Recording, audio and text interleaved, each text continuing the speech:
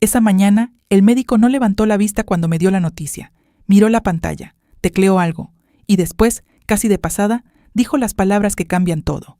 Señora Soledad, los resultados confirman que es un carcinoma. Estadio 2. Tenemos opciones. Me quedé mirando el diploma enmarcado que colgaba detrás de él. Había una mancha pequeña en el vidrio. Me concentré en esa mancha porque si miraba al médico, iba a llorar. Y yo no quería llorar ahí. ¿Me está escuchando? Sí, dije. La escucho. Era mujer, joven, manos pequeñas. No sé por qué me fijé en eso. Me explicó cosas, muchas cosas. Cirugía, radiación, porcentajes. Yo asentía, pero adentro solo había un silencio enorme, como cuando se va la luz en toda la casa al mismo tiempo. Salí a la calle con un sobre manila en la mano.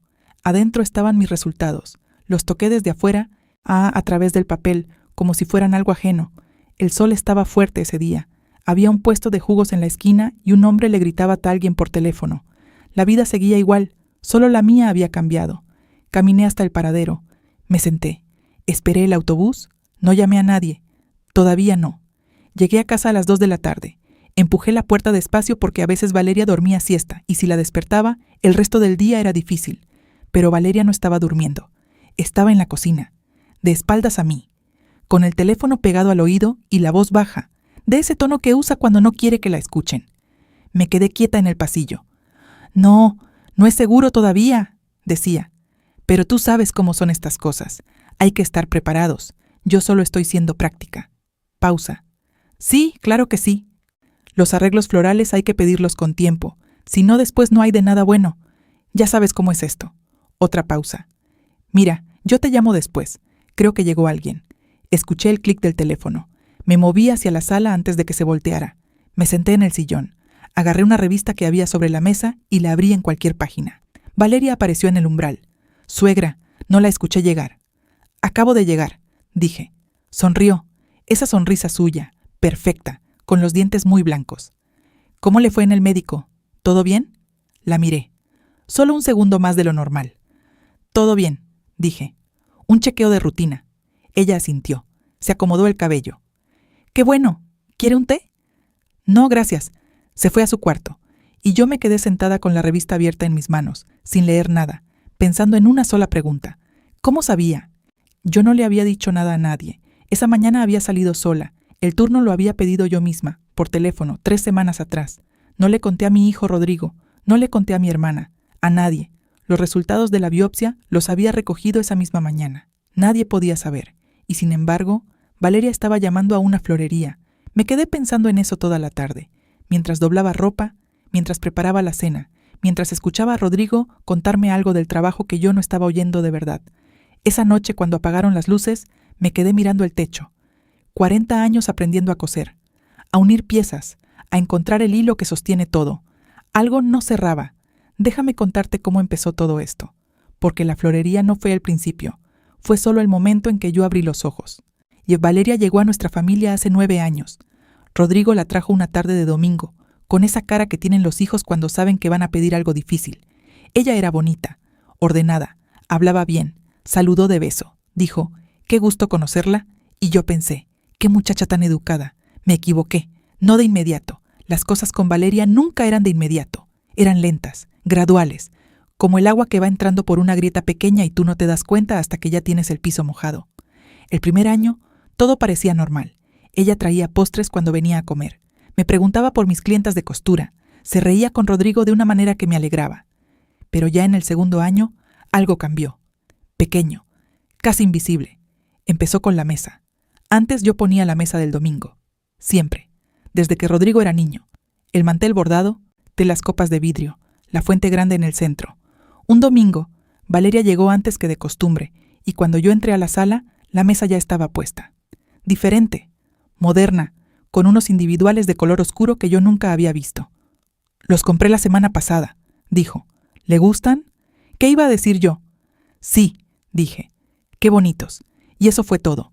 Pero la mesa del mantel bordado nunca volvió. Si esta historia ya te está llegando al alma, suscríbete. Lo que viene ahora es donde todo empieza a romperse. Después fue la cocina. Valeria reorganizó las alacenas porque, según ella, así era más fácil encontrar las cosas. Mis tazas, las que había tenido por 20 años, terminaron en el estante más alto. Yo necesitaba un banco para alcanzarlas. Después fue el cuarto de costura. Suegra, ese cuarto da para un estudio en condiciones. Con buena luz, internet, un escritorio. ¿No sería mejor? Yo coso ahí, dije. Sí, claro. Era solo una idea. 3 meses después Rodrigo me habló del estudio, con las mismas palabras, casi exactas. Yo guardé silencio. Siempre guardaba silencio. Eso era lo que me habían enseñado. No pelear, no crear problemas, ser la suegra que no interfiere. Y así, sin darme cuenta, fui dejando de existir dentro de mi propia casa. Pero eso no era lo peor.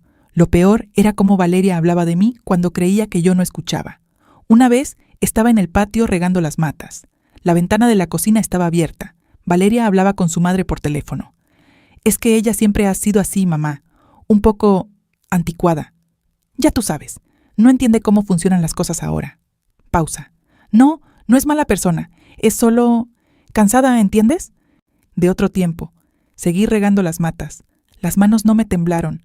Aprendí hace mucho a no dejar que las manos me tiemblen. Pero esa noche sí lloré. Sola en el baño con el agua de la ducha abierta para que no me oyeran. Anticuada. Cansada. De otro tiempo. 64 años. Una vida entera cosiendo, criando, sosteniendo. Y para Valeria, yo era solo un mueble viejo que todavía no habían reemplazado. Esa noche, después de la florería, no pude dormir. Me levanté a las 3 de la madrugada. Fui a la cocina. Me serví un vaso de agua y me quedé de pie junto a la ventana. La calle estaba vacía. Un perro cruzó bajo el farol. Las hojas del árbol de enfrente se movían despacio. Pensé en el médico, en sus manos pequeñas, en los porcentajes. Estadio 2. Tenemos opciones. Yo todavía no había llorado por el diagnóstico. No de verdad. Había estado tan ocupada pensando en Valeria que la enfermedad casi quedaba en segundo plano. Y eso me dijo algo importante, que el miedo que sentía no era por el cáncer, era por lo que Valeria ya estaba planeando. Me fui a sentar a mi cuarto de costura, el que todavía era mío, a pesar de todo. Encendí la lámpara pequeña, saqué el sobre manila, lo abrí con cuidado, como si el papel pudiera romperse. Los resultados estaban ahí. Palabras técnicas, números, nombres de cosas que yo no entendía del todo, pero entendía lo suficiente. Los volví a doblar, los guardé, y entonces vi, en el borde de mi mesa de costura, algo que no había puesto yo. Un papel pequeño, doblado en 4. Lo abrí. Era una nota de Rodrigo, escrita rápido, con su letra de siempre. Mamá, Valeria me dijo que llamaron del consultorio para confirmar tu cita de hoy. ¿Todo bien? Llámame cuando puedas. Te quiero. Me quedé quieta. El consultorio no llama para confirmar citas. Yo lo sé porque trabajo ahí cerca, porque conozco cómo funciona ese lugar, porque fui la misma que pedí el turno y nadie me llamó para confirmar nada. Alguien había revisado algo que no debía, y Valeria lo sabía antes que yo. Doblé el papel de Rodrigo, lo guardé en el bolsillo de mi bata, apagué la lámpara, y en la oscuridad del cuarto, entre los carretes de hilo y las telas sin terminar, tomé una decisión. Esta vez no iba a quedarme callada. Esta vez iba a encontrar el hilo y seguirlo hasta el final. Esa noche no volví a dormir. Me quedé en el cuarto de costura hasta que el cielo empezó a ponerse gris. Tenía los resultados sobre las rodillas y la nota de Rodrigo en el bolsillo, y una pregunta que no me dejaba quieta. ¿Desde cuándo sabía Valeria? Porque una cosa era que alguien hubiera filtrado información del consultorio. Eso ya era grave. Pero otra cosa muy distinta era que Valeria ya estuviera llamando a florerías. Eso no era curiosidad. Eso era planificación. Y la planificación lleva tiempo. Lleva conversaciones. Lleva decisiones tomadas en silencio, mientras yo servía la cena y doblaba las sábanas y creía que todo estaba bien. Me pregunté cuántas conversaciones habría tenido Valeria que yo no escuché. Me pregunté cuántas decisiones se habrían tomado ya. Y me pregunté, sobre todo, si Rodrigo sabía algo. Esa última pregunta fue la que más me dolió. A las 6 de la mañana escuché el despertador de ellos, después la ducha, después el ruido de la cafetera. Me lavé la cara, me peiné, me puse ropa limpia. Salí al comedor como si hubiera dormido bien. Rodrigo estaba de pie junto a la ventana con su café. 41 años, el cabello ya con algunas canas en las sienes, la misma cara que tenía de niño cuando estaba preocupado por algo. «Mamá», dijo, «¿viste mi nota?» «Sí, mijo, todo bien. Fue un chequeo normal». Me miró un segundo de más. «¿Segura?» «Segura». Valeria entró a la cocina en ese momento. Perfecta, arreglada, con esa manera suya de entrar a un cuarto y ocuparlo todo sin moverse demasiado. «Buenos días», dijo. «¿Quiere huevos, suegra?» «No, gracias. Solo café». Se encogió de hombros. Abrió el refrigerador. Empezó a sacar cosas. Yo la observé. Lo hacía despacio, con calma, como alguien que no tiene nada que esconder. Pero yo ya sabía que las personas que mejor esconden algo son exactamente las que parecen no tener nada que esconder. Rodrigo se fue al trabajo a las 7:30. Nos dio un beso a cada una. Primero a Valeria, después a mí. Un orden que antes era al revés y que cambió tan gradualmente que yo no supe exactamente cuándo. Cuando cerró la puerta, Valeria y yo nos quedamos solas. Ella lavó los platos. Yo terminé mi café. «¿Suegra, va a salir hoy?» «Tal vez por la tarde», dije. «¿Por qué?» «Por nada, para saber si hay que dejarle llave». Sonrió, se secó las manos con el trapo de cocina y se fue a su cuarto. Esperé 10 minutos. Después fui al baño pequeño del pasillo, el que nadie usaba, y cerré la puerta con llave. Saqué mi teléfono, busqué el número del consultorio médico. Marqué. Contestó una muchacha joven. Le dije mi nombre. Le dije que quería hacer una consulta sobre mi expediente. «Claro, señora. ¿En qué le puedo ayudar?»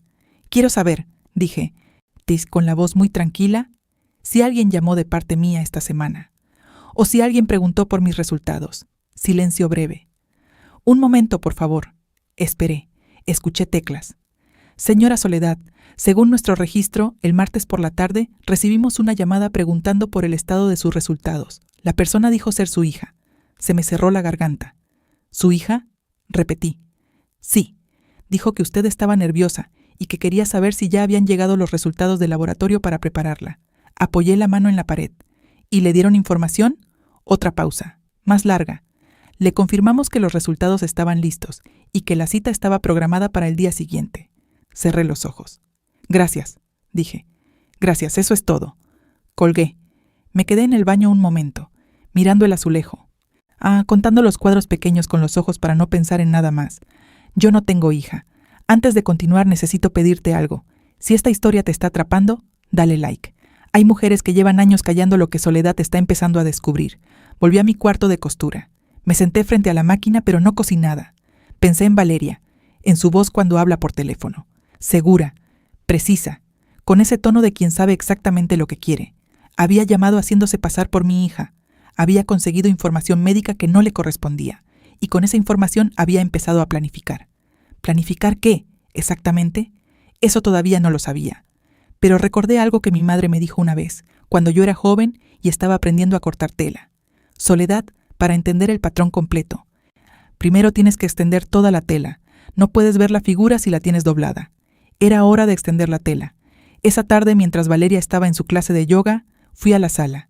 Me senté frente a la biblioteca que Rodrigo había comprado hace 3 años. Grande, de madera oscura, con puertas de vidrio en la parte de arriba y cajones en la parte de abajo. Los cajones de abajo nunca los abría nadie, o eso creía yo. Abrí el primero. Papeles viejos, garantías de electrodomésticos, manuales. Abrí el segundo. Más papeles. Un talonario de cheques viejo. Una calculadora sin pilas. Abrí el tercero. Había una carpeta. Café de cartón, con una liga alrededor. La saqué. Adentro había documentos. Varios, ordenados. El primero era una cotización de una funeraria, con fecha de hacía 2 semanas. Me tembló la mano, solo un segundo. Sí, después la controlé. Leí el documento completo. Era una cotización detallada. Servicios de velación, traslado, urna, flores, todo especificado, todo con precio. Y al final, escrito a mano con la letra pequeña y ordenada de Valeria. Confirmar cuando sea necesario. 2 semanas atrás. 2 semanas antes de que yo supiera lo de mi diagnóstico. O 2 semanas antes de que yo supiera que ella lo sabía. Seguí revisando la carpeta. El segundo documento era una impresión de una página web, un artículo sobre herencias y bienes familiares. Algunas líneas estaban subrayadas con marcador amarillo. Una decía: en caso de fallecimiento sin testamento actualizado, los bienes pasan directamente al cónyuge, o en su defecto, a los hijos y sus parejas legales. La palabra parejas legales estaba subrayada 2 veces. El tercer documento me tomó más tiempo entender. Era una copia de la escritura de la casa donde yo vivía, la casa que había sido de mi madre, la que me dejó cuando murió, hace 12 años. En la copia había una nota adhesiva. Decía: verificar si está a nombre de ella sola o también de Rodrigo. Guardé todo en la carpeta. Puse la liga. Devolví la carpeta al cajón exactamente como estaba. Cerré el cajón. Me senté en el sofá. Afuera, un niño pasó en bicicleta. Se escuchó la bocina de un carro lejos. Yo estaba sentada en mi sala, en mi casa, rodeada de mis cosas, y me sentí completamente sola. No de la soledad de estar sin compañía, sino de esa otra soledad, La de descubrir que alguien que come en tu mesa, que duerme bajo tu techo, que te da un beso en la mejilla los domingos, lleva meses contando los días que te quedan. Eso era lo que Valeria estaba haciendo, contando mis días y planificando qué haría cuando se acabaran. Esa noche, Rodrigo llegó contento. Había cerrado un contrato nuevo en el trabajo. Trajo vino. Le dio un abrazo a Valeria que duró varios segundos. Yo puse la mesa. Serví la comida. Escuché cómo hablaban del contrato, de los planes, de un viaje que querían hacer el próximo año. Y en ningún momento, ni una sola vez, ninguno de los dos me preguntó cómo me sentía. No porque fueran malas personas, quizás, sino porque yo me había vuelto invisible tanto tiempo atrás que ya nadie recordaba mirarme. Pero eso también estaba a punto de cambiar. Si el nombre de tu país tiene una E, suscríbete. Y cuéntame desde dónde me acompañas. A nuestra edad, una comunidad también es una forma de fuerza. Después de cenar, me excusé temprano. Les dije que estaba cansada. Era verdad, pero no por las razones que ellos creían. Me fui a mi cuarto. Cerré la puerta. Saqué mi teléfono. Busqué el contacto de mi hermana Carmen. Carmen vive sola desde que enviudó. Tiene 68 años y una memoria prodigiosa y una lengua que no se detiene por nada. Nos habíamos distanciado un poco en los últimos años. No por pelea, sino porque Valeria hacía comentarios sutiles cada vez que yo mencionaba visitarla. «Ay, suegra, Carmen es muy intensa, ¿no?» Rodrigo me dijo que Carmen siempre crea conflictos en la familia. ¿No cree que ya está grande para andar viajando sola? Pequeñas frases, caídas en el momento justo, como gotitas de veneno suave. Y yo, que siempre quise evitar el conflicto, fui viendo a Carmen cada vez menos. Ahora marcaba su número con la mano firme. Contestó al segundo timbre. «Sole». «Sí, qué milagro, muchacha». «Carmen», dije, «necesito hablar contigo, pero no por teléfono. ¿Puedo ir mañana?» Silencio breve. «¿Estás bien?» «Todavía no», dije, «pero voy a estarlo». A la mañana siguiente salí temprano. Le dije a Valeria que tenía una cita con el dentista. Ella asintió sin levantar la vista del teléfono. Tomé el autobús hasta el barrio de Carmen. Su casa olía igual que siempre, a café recién hecho y a algo dulce en el horno y a ese perfume suyo que lleva usando desde los 30 años. Me abrazó en la puerta, y ahí sí lloré. Por fin. Lloré el diagnóstico, lloré la florería, lloré la carpeta con la cotización de la funeraria, lloré los años de mantel bordado que desapareció y de tazas en el estante más alto y de anticuada, cansada de otro tiempo. Carmen me dejó llorar sin decir nada. Después me dio café. Se sentó frente a mí. Y me miró con esos ojos suyos que siempre ven demasiado. «Cuéntame todo», dijo, y yo le conté. Todo, desde el principio. Cuando terminé, Carmen no dijo nada por un momento. Se levantó. Fue a la cocina. Volvió con una libreta y un lápiz. «Bien», dijo, «¿por dónde empezamos?» Y yo, por primera vez en mucho tiempo, sentí algo que casi había olvidado. Que no estaba sola, que alguien me veía, y que lo que Valeria había planeado con tanto cuidado, con tanta paciencia, con tanta precisión, todavía no había terminado de suceder. Carmen abrió la libreta en la primera página. Escribió una sola palabra arriba, en letras grandes. «Valeria». Después me miró. «A ver, Sole, cuéntame desde cuándo notas algo raro en ella. No desde la florería, desde antes, desde el principio de verdad». Me tomé un momento. Cuando uno vive dentro de algo, no es difícil verlo completo. Es como estar dentro de una pintura e intentar describir el cuadro. Necesitas alejarte, necesitas que alguien te preste sus ojos. «Desde el 3er año», dije. «Más o menos». Carmen escribió. «¿Qué pasó en el 3er año?» Rodrigo cambió de trabajo, empezó a ganar más, y Valeria empezó a hablar de mudarse, de buscar una casa propia. Y después dejó de hablar del tema, de un día para otro, como si lo hubiera descartado, o como si hubiera encontrado una opción mejor. Me quedé quieta. No lo había pensado así. Carmen siguió escribiendo. «¿Cuándo fue lo de la escritura de la casa de tu mamá? ¿Cuándo quedó a tu nombre?» «Cuando murió ella. Hace 12 años. Rodrigo y yo fuimos al notario. Todo quedó a mi nombre». «¿Rodrigo firmó algo?» «Firmó como testigo. Nada más». Carmen subrayó algo en la libreta. «¿Y Rodrigo sabe que la casa es tuya? ¿Solo tuya?» Abrí la boca para decir que sí. Claro que sí. Rodrigo había estado en el notario. Lo había visto todo. Pero entonces recordé algo. Una conversación, hace tal vez 4 años, en la mesa del comedor. Rodrigo había dicho algo sobre la casa de los dos, y yo no lo había corregido porque en ese momento no importaba. Era solo una manera de hablar. ¿Cuántas veces había dicho eso Rodrigo? ¿Y cuántas veces lo había escuchado Valeria? «No sé qué cree Rodrigo», dije despacio. Carmen asintió. No dijo nada. Siguió escribiendo. Eso me asustó más que cualquier comentario. Estuvimos 2 horas en esa mesa. Carmen llenó 3 páginas de la libreta. Fechas, frases, nombres, hechos pequeños que yo había guardado sin saber qué importaban. El mantel bordado, las tazas en el estante alto. Los comentarios sobre ella siendo intensa. La clase de yoga que Valeria tomó, exactamente cuando yo empecé a tener las primeras citas médicas por un dolor en el pecho, que después resultó no ser el corazón, sino el inicio de todo esto. Espera, dije. ¿Cómo sabías lo de la clase de yoga? Carmen levantó la vista. No lo sabía. Tú me lo acabas de decir. No, yo dije que Valeria tomaba clases de yoga. No dije cuándo empezó. Se miraron nuestros ojos. ¿Cuándo empezó?, preguntó Carmen. En febrero, 2 semanas después de que yo fui por primera vez al médico por el dolor. Carmen cerró la libreta despacio. Sole, necesito preguntarte algo y quiero que pienses bien antes de responder. Asentí. ¿Hay alguien en ese consultorio que conozca a Valeria? ¿Una recepcionista, una enfermera, alguien? Pensé. El consultorio era pequeño. Llevaba años yendo. Conocía las caras. La muchacha de recepción, la enfermera que siempre usaba aretes de colores, el señor de seguridad que leía novelas. Y entonces lo recordé. Una vez, hace como 8 meses, fui a una cita de control y en la sala de espera estaba Valeria. Me sorprendió verla ahí. Ella dijo que había ido por una receta, algo sin importancia. Me saludó. Hablamos 2 minutos. Yo entré a mi cita y no pensé más en eso. Pero ahora pensaba en eso. Una vez la vi en el consultorio, dije. Carmen no parpadeó. ¿Cuándo? Agosto del año pasado.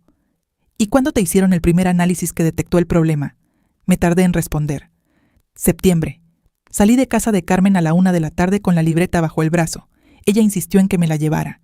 Eso es tuyo, dijo. Cada cosa que está escrita ahí la viviste tú. Necesitas tenerlo cerca. Me abrazó en la puerta. ¿Tienes abogado?, me preguntó. No. Voy a llamar a Fermín. ¿Te acuerdas de Fermín, el esposo de mi amiga Rosario? El que era notario.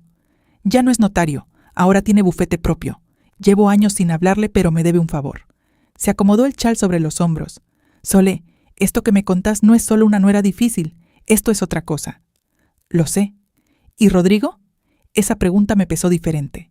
Rodrigo era mi hijo, 41 años. Lo había cargado, lo había enseñado a leer, lo había llevado al médico cuando tenía fiebre y al colegio cuando no quería ir, y lo había soltado cuando llegó el momento de soltarlo. ¿Sabía lo que Valeria estaba haciendo? ¿O era también, a su manera, una víctima de ella? Todavía no lo sé, dije. Y hasta que no lo sepa, no puedo decirle nada. Carmen asintió. Bien pensado. Antes de continuar, si conoces a alguien que necesita escuchar esta historia, compártela. Hay mujeres que están viviendo exactamente esto y todavía no tienen palabras para nombrarlo. Tomé el autobús de regreso. Me senté junto a la ventana y miré pasar las calles. Pensé en Rodrigo de niño, en cómo me buscaba cuando tenía miedo, en cómo se dormía si yo le ponía la mano en la espalda. Ese niño seguía siendo mi hijo, pero el hombre que vivía en mi casa y decía, nuestra casa, sin corregirse, ese hombre lo había moldeado Valeria durante 9 años. 9 años es mucho tiempo, suficiente para convencer a alguien de que el cielo es verde si se hace de a poco, con paciencia, con la misma frase repetida de distintas maneras. Me pregunté qué le habría dicho Valeria sobre mí, sobre mi carácter, sobre mi manera de ver las cosas, sobre mi salud. Me pregunté si le habría dicho que yo era dramática, exagerada, que mis quejas eran de vieja, que mis miedos no tenían base. Me pregunté si, cuando yo llamara a Rodrigo llorando algún día, él ya estaría preparado para no creerme. Llegué a la casa a las 3. Valeria no estaba. Había dejado una nota en la cocina. Fui al centro comercial. Llego a las 6. Tuve 3 horas sola. Las usé bien. Fui al cuarto de costura. Saqué una caja que guardaba debajo de la mesa, detrás de los rollos de tela. Era una caja de zapatos vieja, forrada con papel de regalo de un cumpleaños de hace años. Adentro guardaba cosas que nadie más había tocado nunca. El testamento de mi madre, la escritura de la casa, mi libreta de ahorros, el seguro de vida que había sacado hace 15 años y que Rodrigo no sabía que existía. También había una carta que yo misma había escrito hace 6 años, en un momento en que me sentí muy sola y que nunca le mandé a nadie. La saqué. La leí. Era una carta para Rodrigo. Le decía que lo amaba, que era lo mejor de mi vida, que esperaba haberlo criado bien, que esperaba que fuera feliz. No decía nada de Valeria porque cuando la escribí, todavía creía que Valeria era solo una nuera difícil, no una amenaza. Doblé la carta, la guardé y saqué la escritura de la casa. La leí completa. Cada cláusula, cada nombre, cada fecha. La casa estaba a mi nombre, solo al mío. Eso era claro, pero Carmen tenía razón en preocuparse, porque yo tenía 64 años y un diagnóstico de cáncer en estadio 2, y si algo me pasaba sin un testamento actualizado, la ley hacía sus propias decisiones, y Valeria lo sabía. Por eso había subrayado esa línea del artículo. Parejas legales. Esa noche, después de cenar, Rodrigo se quedó viendo televisión. Valeria dijo que estaba cansada y se fue temprano. Yo me senté junto a mi hijo. Lo miré un momento sin que él se diera cuenta. La canas en las sienes, las manos grandes iguales a las de su padre, la manera en que fruncía el ceño cuando algo en la pantalla no le gustaba. Mi hijo. Rodrigo, dije. ¿Cuándo fue la última vez que hablamos de verdad? Bajó el volumen del televisor. Me miró. ¿Cómo así? De verdad, repetí. No de tu trabajo, no de la casa, de nosotros, de cómo estamos. Se acomodó en el sofá. Mamá, ¿pasó algo? No, solo pregunto. Silencio. Estamos bien, dijo. ¿No? ¿Tú crees que esta es tu casa? Pregunté. Me miró raro. Vivo aquí, mamá. Eso no es lo que te pregunté. Otro silencio. Más largo. Es nuestra casa, de los dos. ¿De los dos? De la familia, quiero decir. Lo observé.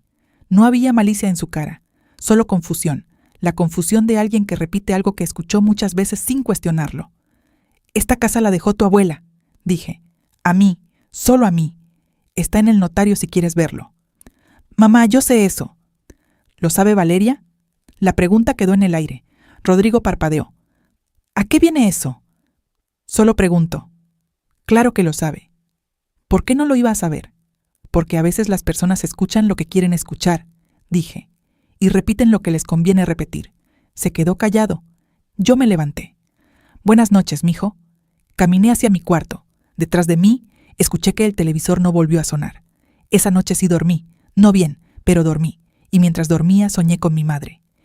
Estábamos en la cocina de la casa donde yo crecí. Ella amasaba pan. Yo estaba sentada en la silla de madera que siempre rechinaba. No hablábamos, pero yo me sentía segura.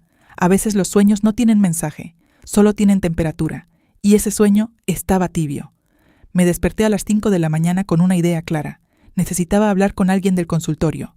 No por teléfono, en persona. Necesitaba saber exactamente quién había hablado con Valeria, cómo había conseguido información, si había pasado más de una vez. Porque si había pasado más de una vez, había un patrón, y los patrones se documentan, y los documentos se usan. A las 8 de la mañana estaba sentada en la sala de espera del consultorio. No tenía cita.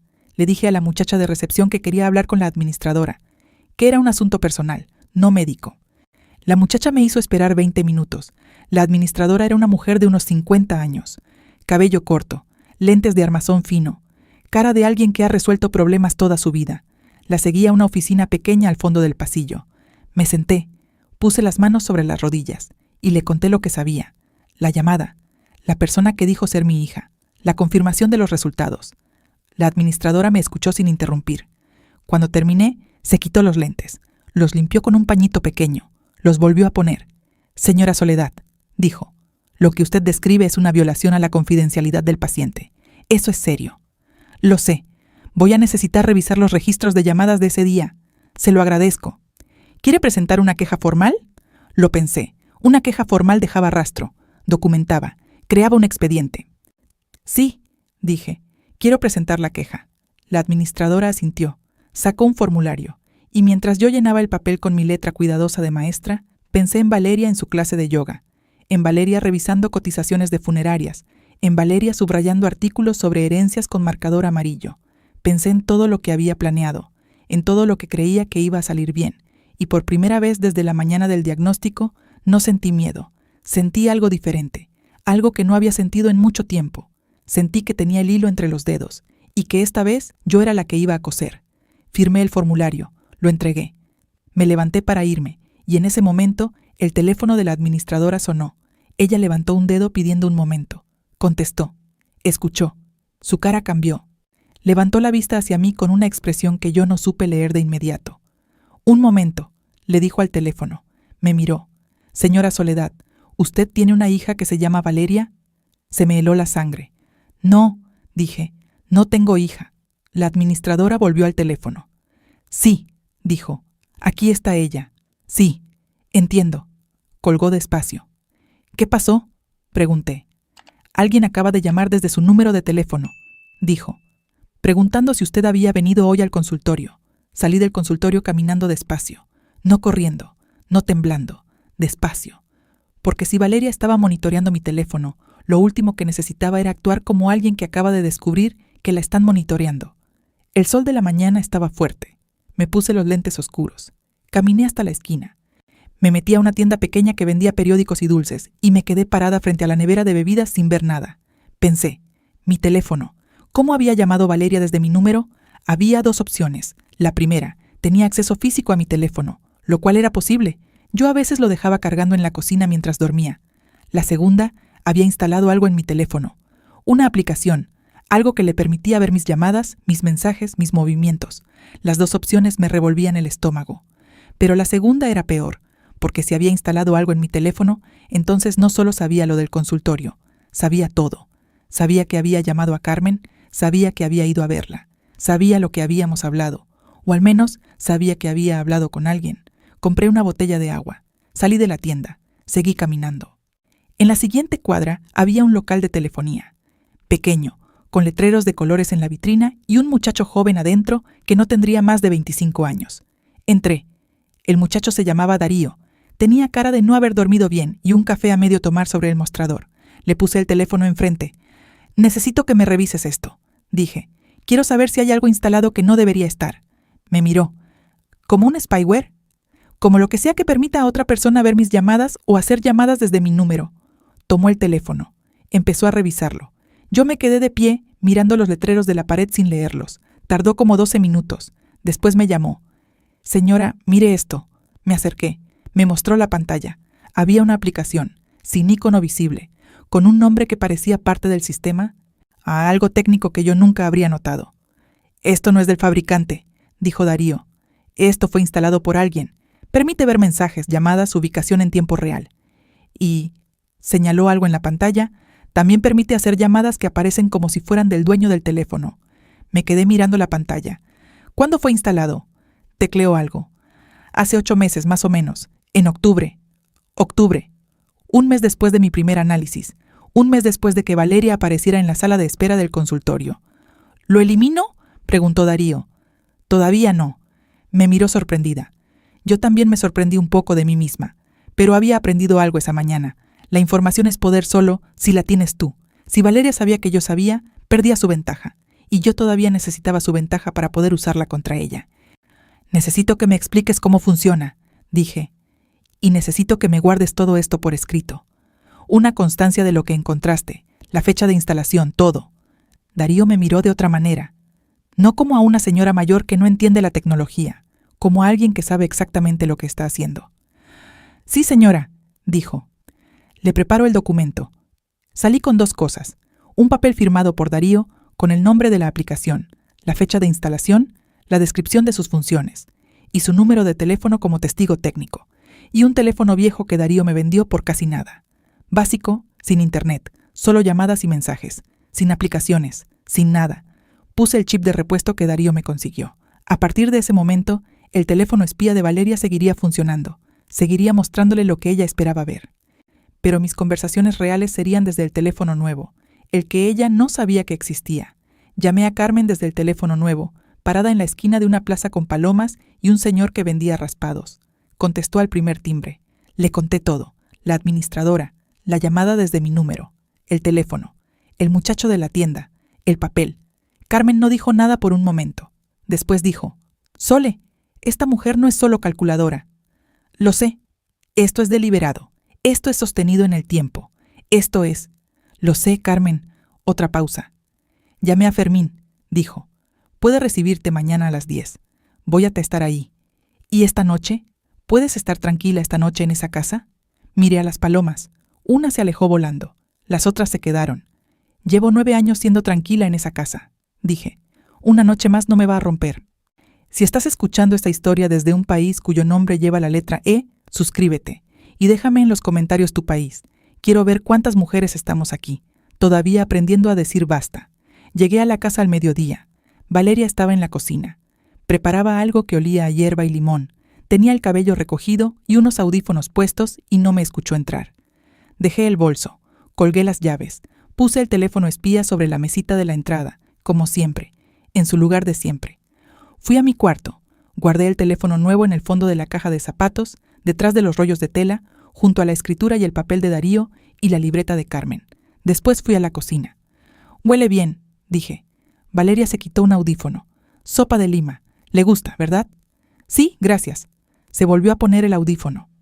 Yo me serví un vaso de agua y me senté a la mesa. La observé cocinar. Las manos seguras, los movimientos precisos. Esa calma suya que yo antes interpretaba como frialdad y que ahora entendía de otra manera. No era frialdad, era control. Valeria era alguien que necesitaba controlarlo todo. Y cuando algo escapaba de su control, actuaba. Yo había escapado de su control esta mañana, pero ella no lo sabía todavía. La tarde pasó lenta. Cosí un rato, leí un poco.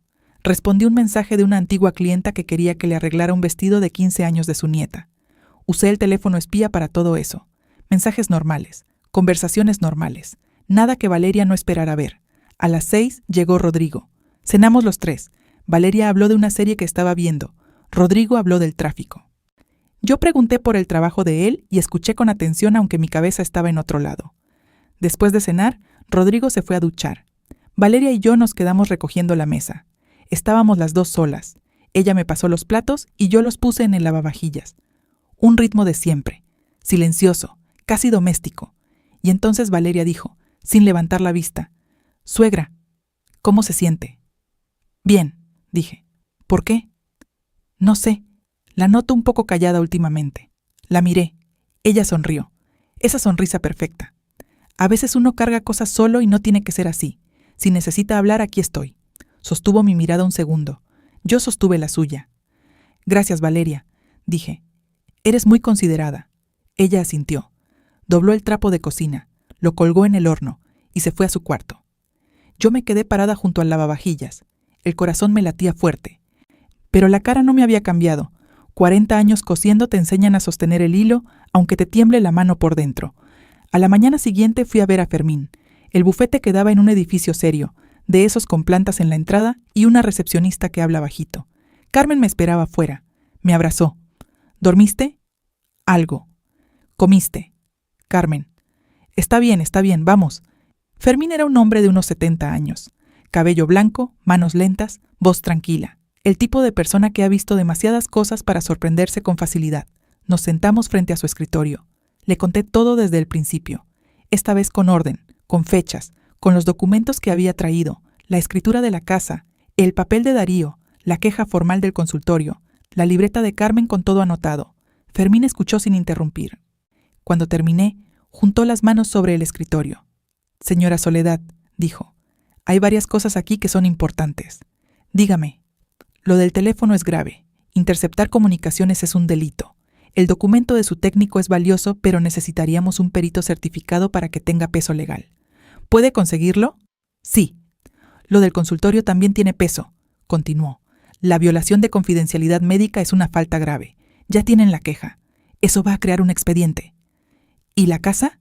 Fermín tomó la escritura, la revisó, la dejó sobre el escritorio con cuidado. «La casa está a su nombre, eso es claro. Pero usted necesita actualizar su testamento. Ahora, no la próxima semana. Ahora. ¿Puede ayudarme con eso?» «Es lo primero que vamos a hacer». Carmen me apretó el brazo. «También», dijo Fermín, más despacio, «necesito preguntarle algo delicado». «Pregunte». «¿Su hijo? ¿Cree que está involucrado?» La pregunta que yo había estado evitando desde el principio. Me tomé un momento. «Creo que Rodrigo es un hombre bueno», dije. «Creo que quiere a su madre. Creo que quiere a su esposa. Y creo que cuando las dos cosas entran en conflicto, todavía no sabe qué hacer. ¿Pero sabe lo que ella está haciendo?» «No lo sé, y necesito saberlo antes de hablar con él». Fermín asintió. «Entonces trabajamos en dos frentes», dijo. «Primero protegemos lo que es suyo. Segundo, buscamos saber hasta dónde llega el conocimiento de su hijo». «¿Cómo?» Fermín abrió un cajón, sacó una hoja. «Hay maneras», dijo simplemente. «Pasamos 2 horas en ese bufete. Cuando salí, tenía una cita para el día siguiente para firmar el testamento actualizado. Tenía el nombre de un perito en tecnología que iba a examinar mi teléfono de manera oficial. Y tenía una instrucción clara de Fermín, no cambiar nada en casa, no confrontar a Valeria, no decirle nada a Rodrigo todavía, seguir igual, invisible y tranquila, como siempre. Pero esta vez, la invisibilidad trabajaba para mí. Esa tarde volví a casa y encontré algo que no esperaba. Rodrigo estaba ahí, a las 3 de la tarde, cuando debería estar en el trabajo. Estaba sentado en la sala, solo, sin televisión, sin teléfono. Me miró cuando entré. «Mamá, necesito hablar contigo». Dejé el bolso despacio. Me senté frente a él. Su cara no era la cara de alguien que viene a dar malas noticias. Era la cara de alguien que acaba de recibirlas. «¿Qué pasó?», pregunté. Rodrigo juntó las manos, las separó, las volvió a juntar. «Esta mañana encontré algo», dijo. «En el cuarto, en la mesa de noche de Valeria». Esperé. «Era una carpeta», dijo, «con papeles, muchos papeles». Se le quebró un poco la voz. «Mamá, ¿tú sabías que ella había estado llamando a una funeraria?». El aire en la sala cambió. Rodrigo me miró con esos ojos de niño, que nunca se le fueron del todo, y yo entendí que el momento que había estado preparando con tanto cuidado acababa de llegar antes de lo que esperaba. Rodrigo tenía los ojos rojos. No había llorado todavía, pero estaba cerca. Yo lo conocía mejor que nadie. Sabía cuándo estaba a punto. La mandíbula tensa, la manera de respirar, más corta, más rápida. Me quedé quieta. No me lancé a abrazarlo. No empecé a hablar. Esperé. Porque había aprendido, en 64 años, que a veces la persona que tienes enfrente necesita que le des espacio para terminar de llegar a donde ya está llegando. «Hay más cosas en esa carpeta», dijo. «Cosas sobre la casa, sobre un artículo que imprimió, sobre...». Se detuvo. Pasó la mano por el cabello. «Mamá, ¿qué está pasando?». Lo miré. Mi hijo, el mismo que se dormía con mi mano en su espalda. «¿Dónde está Valeria?», pregunté primero. «Salió. No sé a dónde. Me mandó un mensaje que decía que iba al centro comercial». Asentí. «¿Cuánto tiempo tenemos?». Me miró raro. «No sé. 1 hora, tal vez 2». «Entonces escúchame bien», dije, «porque te voy a contar todo. Y cuando termine, quiero que pienses antes de hablar. ¿Puedes hacer eso?». Rodrigo asintió, y yo empecé. Le conté todo, sin llorar, sin levantar la voz, sin acusarlo. Le conté el diagnóstico, le conté la florería, le conté la llamada al consultorio, le conté el teléfono con la aplicación, le conté a Darío y el papel firmado, le conté la queja formal, le conté a Fermín y el testamento que había firmado esa mañana, le conté los 8 meses, le conté los 9 años, le conté el mantel bordado y las tazas en el estante alto y anticuada, cansada, de otro tiempo. Lo conté todo con calma, con fechas, con hechos, como alguien que lleva semanas preparándose para este momento. Rodrigo no dijo nada mientras yo hablaba. En algún momento se inclinó hacia adelante y puso los codos sobre las rodillas y la cabeza entre las manos. Así se quedó. Cuando yo terminé, el silencio duró mucho tiempo. Después Rodrigo levantó la vista. Tenía los ojos húmedos. «¿Por qué no me dijiste antes lo del diagnóstico?». No era la pregunta que yo esperaba. «Porque no sabía en quién confiar», dije despacio. «Y necesitaba saberlo primero». Le dolió. Lo vi. «¿En mí? ¿No sabías si podías confiar en mí?». «Rodrigo, ella usó mi teléfono para llamar al consultorio. Alguien le dio información. Alguien la ayudó a entender cómo funcionan las cosas legales. Yo no sabía si ese alguien eras tú». Se levantó. Caminó hasta la ventana. Se quedó de espaldas a mí. «Yo nunca haría eso», dijo. «Lo sé ahora», dije. «No lo sabía antes». Silencio. «¿Sabías lo de la funeraria?», preguntó sin voltearse. «Sí, lo encontré en el cajón de la biblioteca hace varios días». Se volteó. «¿Y cargaste eso sola?». «He cargado cosas sola toda mi vida, mijo». Eso lo quebró. Rodrigo se sentó de nuevo, y esta vez sí lloró, sin hacer mucho ruido, con esa manera de los hombres que no aprendieron a llorar bien. Yo me acerqué, y le puse la mano en la espalda, como cuando era pequeño. Cuando se calmó, me miró. «¿Qué hago?», preguntó. «Eso lo decides tú», dije. «Yo no voy a decirte qué hacer con tu matrimonio. Eso no me corresponde». «Mamá, escúchame». Le apreté el brazo. «Lo que sí te digo es esto. Lo que ella hizo no fue un error, no fue un impulso. Fue planificado durante meses, con paciencia, con detalle. Eso habla de quién es». Rodrigo asintió despacio.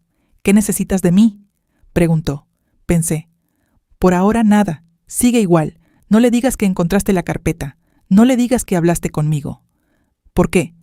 «Porque Fermín necesita unos días más. Hay procesos en marcha. Si Valeria se asusta ahora, puede actuar rápido. Y rápido puede significar daño». Rodrigo procesó eso. «¿Fermín es abogado?». Sí, un buen hombre, ya tiene el testamento, ya tiene los documentos.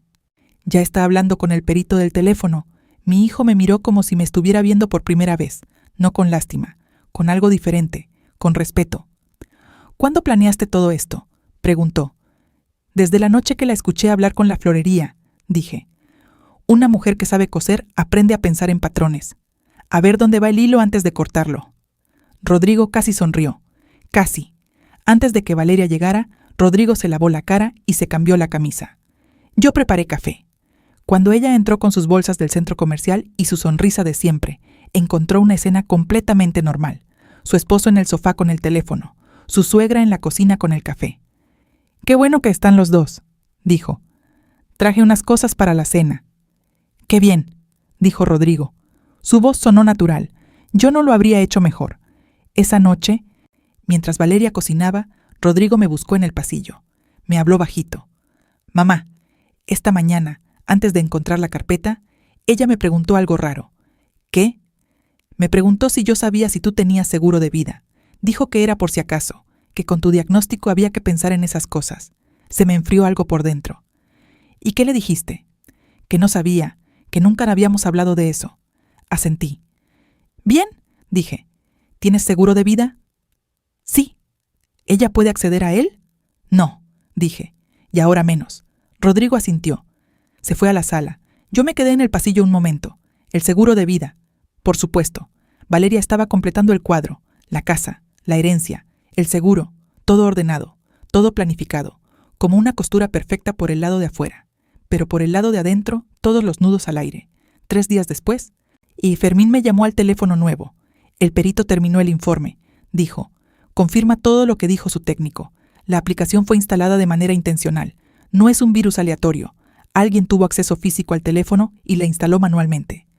¿Eso es suficiente? Para una denuncia formal, sí. Combinado con la queja del consultorio, es un patrón documentado. No es una sola cosa. Son varias acciones coordinadas en el tiempo. ¿Qué sigue? Depende de lo que usted quiera, señora Soledad. Puede ir por la vía penal, interceptación de comunicaciones, violación de privacidad médica, posible fraude de identidad por la llamada, o puede usar esto como protección, como un escudo. Explíqueme. Si usted presenta todo esto ante un juez, cualquier acción que Valeria intente en el futuro queda contaminada. Cualquier argumento que ella haga sobre su estado de salud, su capacidad, sus bienes, queda en entredicho. Porque hay un expediente que demuestra que ella actuó de mala fe. Entendí. Un escudo, repetí. Exacto. Y los escudos, señora, a veces son más poderosos que las espadas. Antes de continuar, necesito pedirte algo. Si llegaste hasta aquí, si esta historia te movió algo por dentro, suscríbete al canal. Hay mujeres que llevan años cargando historias como esta sin que nadie las escuche. Aquí las escuchamos. La conversación con Valeria ocurrió un sábado. No la planeé para ese día. Simplemente ocurrió. Rodrigo había salido temprano. Una reunión de trabajo. Dijo. Valeria y yo nos quedamos solas en la casa por primera vez en mucho tiempo. Ella estaba en su cuarto. Yo en el de costura. A las 11 de la mañana, Valeria abrió la puerta del cuarto de costura sin tocar. Eso siempre lo hacía. Entrar sin tocar. Como si los espacios de los demás también fueran suyos. «Suegra, ¿quiere que pidamos algo de comer al mediodía?» La miré. Tenía el teléfono en la mano, el cabello suelto, una expresión tranquila, de domingo. «Siéntate», dije. Me miró. «¿Cómo? ¿Qué te sientes, Valeria? Quiero hablar contigo». Algo cambió en su cara, pequeño, casi invisible, pero yo llevaba 9 años aprendiendo a leer esa cara. Se sentó en la silla junto a la ventana, cruzó las piernas, puso el teléfono boca abajo sobre la rodilla. «¿Pasó algo?», preguntó. «Varias cosas», dije. «Pero empecemos por una». Saqué el papel de Darío del bolsillo de mi delantal. Lo desplegué. Lo puse sobre la mesa de costura, mirando hacia ella. Valeria lo miró. Su cara no cambió de inmediato. Eso también me dijo algo, porque una persona inocente, al ver un documento técnico que no entiende, pregunta qué es. Una persona culpable reconoce primero qué podría ser. Valeria no preguntó qué era. «Es el informe de un perito», dije, «sobre una aplicación instalada en mi teléfono hace 8 meses, que permite leer mis mensajes, escuchar mis llamadas, ver mi ubicación y hacer llamadas que aparecen como si fueran mías». Silencio. «No sé de qué me hablas», dijo. «Tranquila, controlada». «Valeria», dije con la misma calma, Hay un expediente en el consultorio médico. Hay una queja formal por la llamada que hicieron haciéndose pasar por mi hija. La administradora tiene registro de la llamada. El número desde el que llamaron es el mío, y el perito certifica que alguien podía hacer llamadas desde mi número. Ella no dijo nada. También hay un testamento actualizado, continué, firmado hace 3 días, con Fermín Araujo como notario. La casa está protegida, el seguro también, todo documentado, todo con fecha, todo en orden. Valeria descruzó las piernas, las volvió a cruzar. ¿Me estás amenazando?, preguntó. No, dije. Te estoy informando. Hay diferencia. Me miró. Por primera vez en 9 años, me miró de verdad, sin la sonrisa, sin el tono suave, sin el barniz de nuera considerada. Y yo la miré a ella, 2 mujeres, en un cuarto lleno de telas e hilos y cosas sin terminar. ¿Qué quieres?, preguntó, la voz diferente, más baja, más real. Nada de ti, dije. Nunca quise nada de ti. Solo quería que me dejaras vivir en mi casa, en mi vida, con mi hijo, sin que contaras mis días como si ya estuvieras esperando que se acabaran. Le temblaron los labios. Solo un segundo. Yo solo estaba haciendo práctica, dijo. Práctica. Doblé el papel de Darío. Lo guardé en el bolsillo. Instalaste un programa espía en el teléfono de una mujer enferma. Llamaste a su médico haciéndote pasar por su hija. Cotizaste ataúdes antes de que ella supiera su diagnóstico. Investigaste la escritura de su casa. Y subrayaste artículos sobre herencias con marcador amarillo. Cada cosa que dije cayó en el silencio como una piedra en agua quieta. Valeria no respondió. Eso no es ser práctica, dije. Eso es otra cosa. Rodrigo llegó a la 1 de la tarde. Encontró a Valeria en el cuarto. Encontró la puerta cerrada. Me encontró a mí en la cocina preparando sopa. ¿Qué pasó?, preguntó. Hablé con ella. Me miró. ¿Y? Y ya sabe lo que hay, lo que está documentado, lo que Fermín tiene. Rodrigo se sentó a la mesa de la cocina. Pasó las manos por la cara. ¿Cómo estuvo? Tranquilo, dije. Las 2 estuvimos tranquilas. ¿Qué va a hacer ella? No lo sé. Eso ya es entre ustedes 2. Rodrigo me miró. Mamá, lo siento. Seguí revolviendo la sopa. No tienes que pedirme perdón por lo que hizo ella. Te perdí de vista, dijo. Dejé de mirarte, dejé de preguntarte cómo estabas, y no me di cuenta de todo lo que estaba pasando debajo de mis narices. Me volteé. Mi hijo tenía la cara de alguien que acaba de entender algo que no tiene cómo desaprender. Eso sí me lo puedes pedir, dije. Eso sí fue tuyo. Lo sé. Asentí. Volví a la sopa. Lo que pasó después no fue rápido, ni limpio, ni fácil. Nunca lo es. Valeria y Rodrigo tuvieron conversaciones que yo no escuché y no quise escuchar. Hubo una noche con voces altas y una puerta que se cerró fuerte y después silencio por horas. Hubo días en que Rodrigo no hablaba con nadie. Hubo una mañana en que Valeria hizo sus maletas. No todas, solo algunas, y se fue a casa de su madre por 2 semanas. Yo no celebré eso. No sentí alivio tampoco. Solo sentí el peso de todo lo que había costado llegar hasta ahí. El tratamiento empezó un martes. Fui sola a la primera sesión. Después me acompañó Carmen. Después Rodrigo. La doctora de las manos pequeñas me explicó cada paso. Me habló despacio mirándome a los ojos esta vez. El estadio 2 tiene buen pronóstico, dijo. Con el tratamiento correcto, las probabilidades están de su lado. ¿Cuánto tiempo?, pregunté. Varios meses, pero usted va a poder seguir con su vida. Seguir con mi vida. Qué frase tan simple para algo tan enorme. Un mes después de todo eso, me senté en el cuarto de costura una tarde de lluvia. Saqué una tela que había comprado hace años y nunca había usado. Verde oscuro, con una textura suave, de esas que dan gusto tocar. Empecé a cortar, sin patrón definido todavía, solo siguiendo el hilo de la tela, viendo dónde quería ir. Afuera llovía fuerte. Las matas del patio se movían con el viento. Pensé en todo. En el diagnóstico, en la florería, en Darío y su cara de no haber dormido, en Fermín con sus manos lentas, en Carmen llenando páginas de una libreta, en Rodrigo llorando sin hacer ruido. Pensé en Valeria, no con rabia. Rabia ya no me quedaba. Con algo más complejo, más triste. Una mujer que dedicó 9 años de su vida a planificar el fin de otra, que usó su inteligencia, su paciencia, su precisión, para construir algo que al final se derrumbó solo. ¡Qué desperdicio! ¡Qué enorme desperdicio! No voy a decirte que todo quedó bien, porque bien es una palabra demasiado pequeña para lo que quedó. Rodrigo y Valeria siguen en un proceso que no ha terminado. Hay conversaciones difíciles y decisiones que él todavía no ha tomado del todo. El tratamiento avanza. Hay días malos, días en que el cuerpo pesa más de lo normal y la luz de la ventana parece lejana.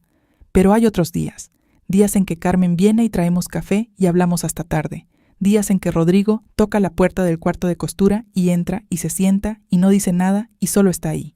Días en que una clienta vieja me trae tela nueva y me pide algo bonito, y yo coso con las manos tranquilas. Días en que sigo siendo yo, no la suegra invisible, no la mujer enferma, no la que no entiende las cosas.